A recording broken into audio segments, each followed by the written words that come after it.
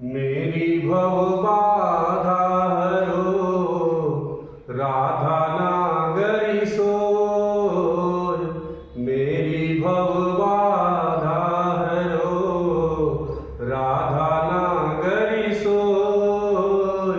जातन की झाई पड़े श्याम हरित दुति होय कान्हा। श्याम हरित दुति हो। नमस्कार मित्रों, मैं संतोष चतुर्वेदी, धनघटा जनपद संत कबीर नगर। आज हम इस वीडियो में यूपी बोर्ड कक्षा 10 काव्यखंड जो बिहारी लाल जी का भक्ति और नीति का दोहा है, इसका पहला भाग जो भक्ति खंड है उसका पहला दोहा लेकर के आया हूं, जो है मेरी भव बाधा हरो राधा नागर सोय। जातन की झाई पड़े श्याम हरित दुति होय। इसमें बिहारी लाल जी जो गागर में सागर भर देते हैं, वो सर्वप्रथम इस भक्ति में वह राधा जी की स्तुति करते हैं। ठीक है, राधा जी की स्तुति में क्या करते हैं कि मेरी भव बाधा, भव बाधा माने होता है संसार की कठिनाइयों को। संसार की बाधा माने कठिनाई।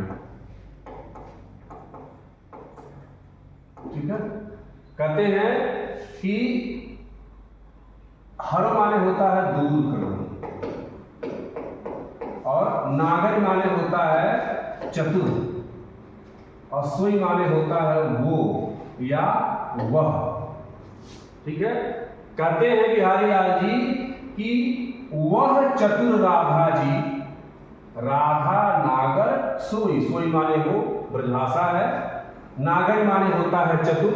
राधा जी मेरी भव माने संसार की कठिनाइयों को हरो माने दूर करे। वह चतुर राधा जी मेरी संसार की कठिनाइयों को दूर करे। कौन चतुर राधा जी? जा तन की झाई, झाई माने झलक, परछाई। जिसके तन की झाई पड़ जाने से, जिसके तन की एक परछाई पड़ जाने से श्याम का जो चेहरा है वो हरित माने होता है प्रसन्नता की, द्युति माने होता है आभा, चमक से भर जाता है। जिसकी एक झलक पड़ने से भगवान श्याम का चेहरा प्रसन्नता से खिल उठता है, वही चतुर राधा जी हमारी संसार की कठिनाइयों को दूर करे। इसका एक और होता है अर्थ, राधा जी पीत वर्ण की थी, पीत माने पीला।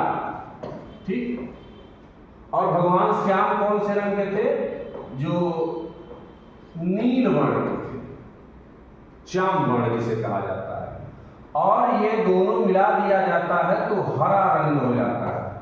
ठीक है, तो इसका एक और अर्थ हो गया कि जातन की झाई पड़े, जिसके गौर वर्ण यानी पीत वर्ण जिसे कहते हैं, जिसके गौर वर्ण की परछाई भगवान श्याम, भगवान कृष्ण के श्याम वर्ण पड़ने पर हरित दुति यानी हरे रंग की एक आभा निकलती है। ठीक है, कभी कभी प्रश्न यह भी पूछ दिया जाता है क्वेश्चन में, तो ये भी आप लोग जानते हैं। ठीक है, दूसरा है मोर मुकुट की चंद्रकन यो राजत नंद नंद। मनु शशि शेखर की अकस किय शेखर सतचंद। मोर मुकुट की चंद्रकन, सबसे पहले हम आपको बता दें कि चंद्रकन किसे कहते हैं।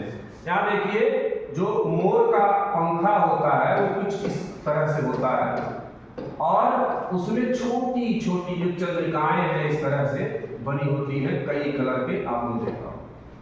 ठीक है, तो यहाँ पे कहते हैं कि मोर मुकुट की चंद्रिकन, चंद्रिकन माने होता है चंद्रिकाओं को पहनने के बाद, यानी मोर के मुकुट की चंद्रिकाओं को पहनने के बाद, यो माने इस प्रकार से, राजत माने होता है सुशोभित हो रहे हैं, नंद नंद माने होता है नंद जी के लाल भगवान श्री कृष्ण। ठीक है, चंद्रिका मतलब जिसे शिव जी पहनते हैं, अपने मस्तक पर चंद्रमा सुशोभित होता है। तो यहाँ बिहारी लाल जी कहते हैं कि भगवान श्री कृष्ण के मस्तक पर भी वो चंद्रिका सुशोभित हो रही है, लेकिन वो किसकी है? मोर के मुकुट की। यानी मोर मुकुट की चंद्रिकाओं को धारण करने के बाद यौ माने इस प्रकार से, राजत माने होता है सुशोभित हो रहे हैं, नंद नंद माने होता है नंद के लाल भगवान श्री कृष्ण। मनु शशि शेखर, शशि शेखर माने होता है कि शशि शेखर, यश शश मतलब जिसके शेखर माने होता है सिर पर, शशि माने चंद्रमा हो अर्थात भगवान भोलेनाथ।